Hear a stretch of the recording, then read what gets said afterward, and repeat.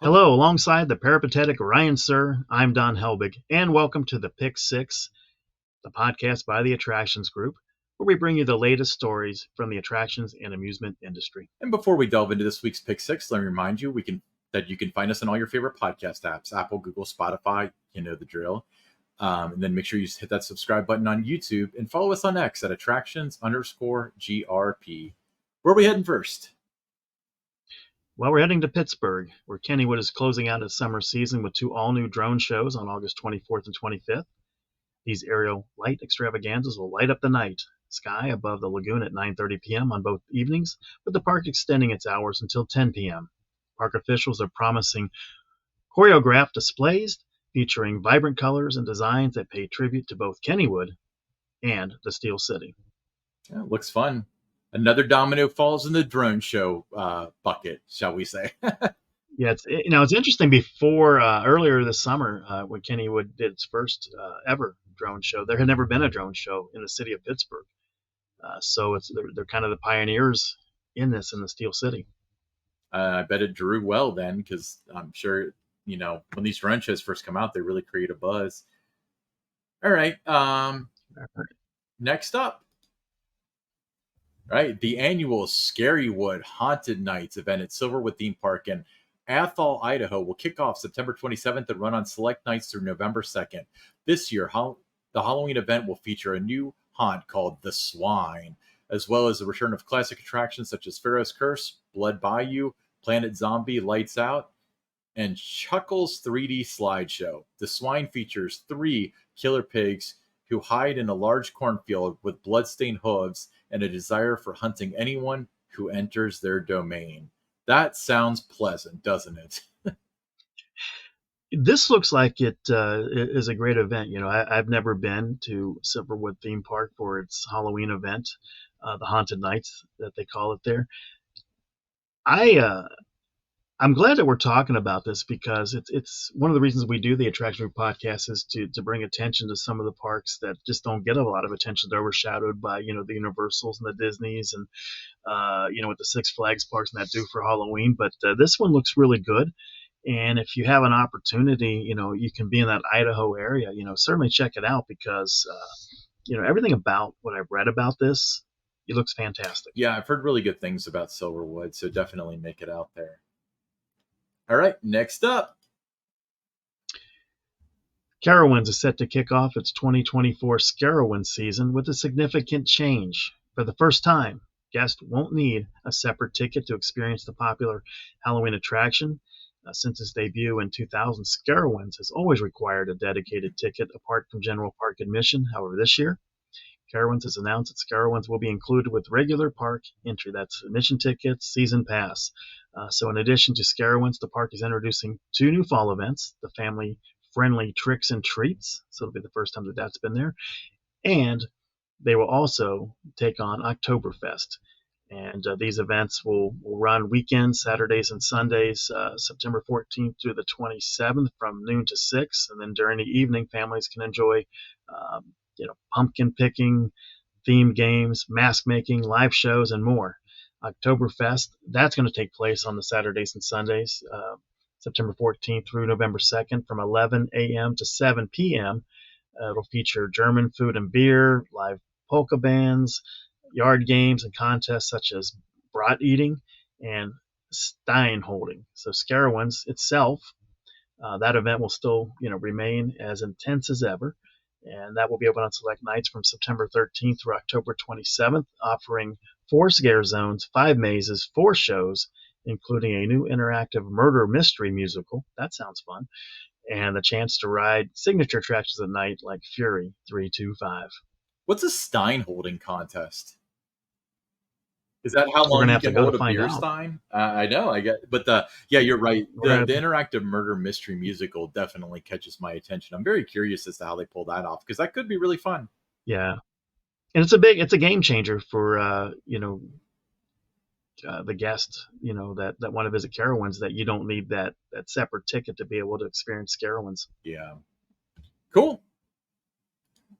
Next up, my second home park, The Epcot International Food and Wine Festival is fast approaching in Walt Disney World, bringing new locations and a variety of fresh menu items.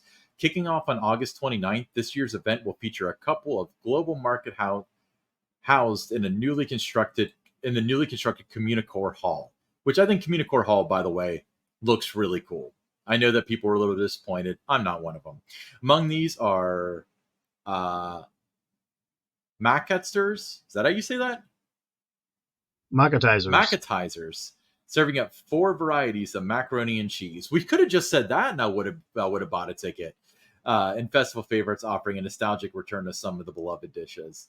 While there won't be a new country represented in the World Showcase this year, a new marketplace named Bramblewood Bites will debut between World Showcase and the Imagination Pavilion. Additionally, 3 long-standing marketplaces, Mexico, Italy, and Flavors of America, will unveil completely new menus, with the American marketplace now focusing on classic all-beef hot dogs. There's nothing more American than all-beef hot dogs, is there?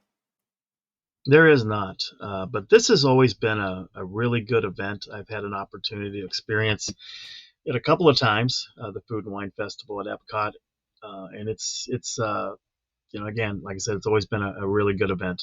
Yeah, I'm looking forward to checking out Communicore Hall. I will be there. Actually, I think for the first day. I think August 29th is when I get there. So looking forward to that. I'll definitely report back on it.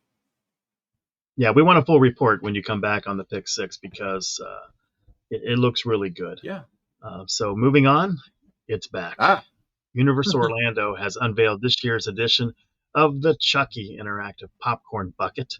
It's priced at $44.99, and it includes a free first fill of popcorn.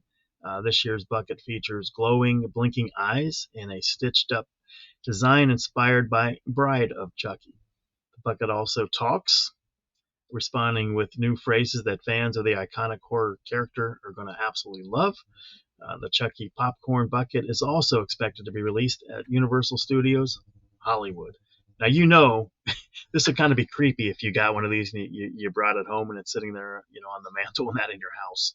I'm gonna expose my 1-year-old nephew to it. I might buy that. I kind of like that. I'm a big. This is really cool. I mean, I would definitely, if I'm going to Universal Orlando, if I get there in the fall, I'm certainly, going to want to pick one of these up. Yeah, see, they're catching up to Disney with the popcorn buckets, but this is definitely a cool one. I take from the context of what you're saying that they do a Chucky one every year. I think that sounds right. And then this one's based out of Bride of Chucky, the movie Bride of Chucky. But very Right. cool. Yeah, I'm also be at Horror Nights, so I'll give you a full report on that too. Next up, after 35 years, Disneyland is giving Critter Country a new name this holiday season. Beginning November 15th, the area formerly known as Critter Country will be renamed Bayou Country, coinciding with the opening of Tiana's Bayou Adventure. The new name aligns with the theme of the highly anticipated attraction, according to Disneyland. Bayou Country is situated on the edge of New Orleans Square, featuring shady trees, mesmerizing music, and a vast collection of enchanting surprises. Guests will discover a land filled with friendly woodland animals, from a trumpet-playing gator and an adorable bear who craves honey to a musical cast of bears, frogs, and other critters. Critter Country at Disneyland temporarily closed on May 1st, 2024 to allow for updates to the restaurants and attractions in the area. Among the changes, Disneyland announced plans to overhaul the Hungry Bear restaurant, transforming the stone known as the Briar Patch into Ray's Berets, and most notably prepare for the opening of Tiana's Adventure in the former Splash Mountain location. Lot to unpack there, but it seems like they're getting a little bit more of a retheme to the area than Walt Disney World is. It does seem like that, but it also makes a lot of sense, to retheme it. You look here, if you're watching on YouTube, you can see how close Critter Country is to, the new or the rethemed attraction there. So yeah, it makes sense to kind of update it, retheme it. A lot going on there. Overhauling the restaurants and everything. So it's kind of good to see that, they're just trying to do a nice refresh there. Absolutely. Okay. Let's move on to the listener questions. First listener question, John H. from Buffalo, New York. Of the new roller coasters planned at Canada's Wonderland, King's Dominion, and Six Flags Great America for 2025, Which one are you most excited about? Well, for me, they're all three going to be really good, Mm-hmm. and they're all three going to be must do. But I would have to, lean toward Canada's Wonderland with Alpenfury. 9 inversions, uh, the way they incorporate the mountain into that ride and everything. That one to me just, you know, it kind of just stands ahead of those other ones there. I'm going to go with King's Dominion because they I always kind of assumed that Thunderbird at Holiday World was as good as it gets with wing coasters. And this one's like a little bit bigger, a little bit faster. So this will either show, in this instance at least, that bigger's not always better, or I was wrong and bigger, like you can make a bigger, better Thunderbird. And if they're right about that, then they have a heck of a ride on their hands because Thunderbird's a great ride. Um, Now, I'm very excited for King's Dominion because for many years, that park was kind of neglected. mhm. But in the past, couple years, you have that Jungle Expedition area that looks fantastic. Now you're getting this new wing coaster next year. That's not just any wing coaster. So, if you're a fan of King's Dominion, I mean, you got to be excited that there's been a lot of investment into that park over the past couple years. Yeah. And we should mention Six Flags Great Adventure because we haven't even mentioned it yet. But it's a dive coaster. It'll be fine. All right. Oh, it's gonna be a lot of fun there too. Yeah, I mean, I'm excited about that as well. I But am they've got too. so many great But coasters it's there. not like they're adding like, the Great Pumpkin Coaster. But when we're talking about two like mind blowing coasters and then a dive coaster, that was what he was asking about. Anyway, Yeah, I'd like to hit all three, but yeah, for me, it's Canada's Wonderland, and for you, it's King's Dominion. Stephen D from Indianapolis, Indiana. Saw you guys at Holiday World's Friday Night Live. See, that's proof that we were there. Were you as blown away with the trimless rides on the voyage as I was? I guess to know that, we would have to know how blown away you were with your trimless rides on the voyage. Yeah, I mean, it was, the two words that came to mind. I was at the coaster event they had there, at the end of May, and being there last week, but is just holy cow. You come into that brake run back into the station, and those are the two words that every time I've done a trimless ride on that, just holy cow. I mean, it certainly elevates the experience to a whole new level there. So I'm going to say yes. I'm going to imagine you were as super blown away, and yes, we were as blown away as you were. Yeah, I mean, riding it at night is kind of a roller coaster religious experience, and then riding it at night trimless is just you. I got off and I was out of breath, and it's like I ride a lot of coasters, so it takes a lot for me to kind of feel that way. But I was just like my head was spinning for the rest of the night, just because it was just so good, you know.